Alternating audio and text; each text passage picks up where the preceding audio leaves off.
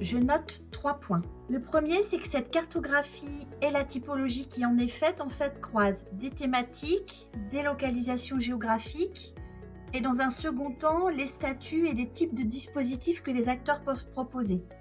En fait, c'est intéressant parce que ça permet de faire émerger peut-être des acteurs qui ne seraient pas spontanément venus à l'esprit. Je pense notamment à la forte représentation de tous les acteurs liés au patrimoine naturel.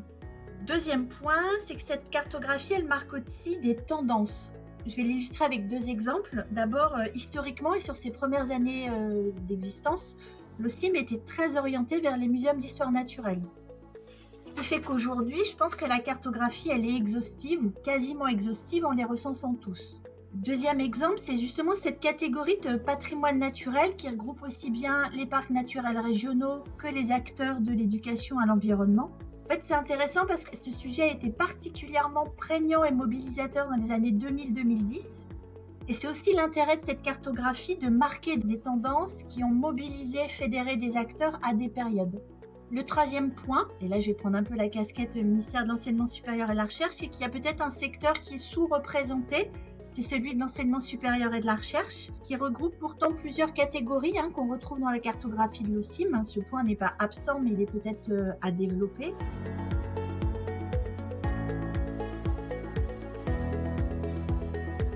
Donc en fait, la labellisation Sciences avec et pour la société portée par le ministère de l'Enseignement supérieur et de la Recherche implique et oblige à des partenariats entre les acteurs afin de structurer un réseau territorial. C'est même un des critères majeurs pour avoir cette labellisation.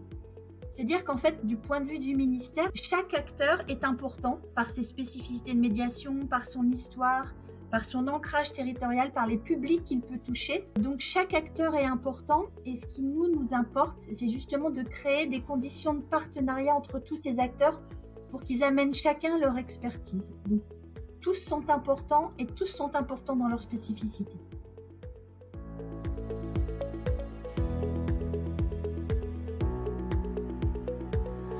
La politique publique, qui est le dialogue entre la science et la société, qui est donc portée par le ministère de l'Enseignement supérieur et de la Recherche, englobe tout à la fois la culture scientifique, technique et industrielle, son développement, son acculturation, son appropriation, afin d'éclairer le débat public et la prise de décision politique.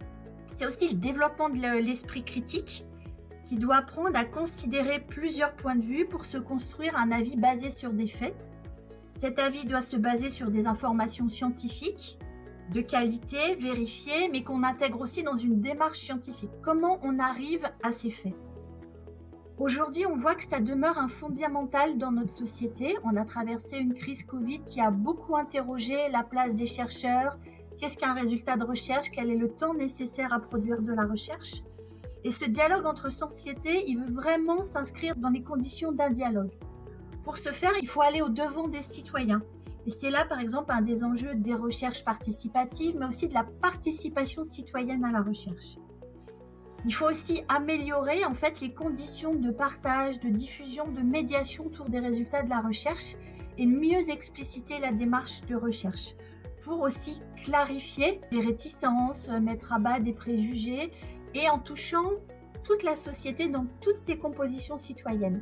Aujourd'hui, on fait une focale assez importante sur les élus et les décideurs politiques parce qu'on s'est rendu compte qu'il y avait quand même un vrai besoin d'accroître leur culture scientifique, mais aussi les publics empêchés, les publics éloignés. En tout cas, la société dans toutes ses composantes doit être ciblée.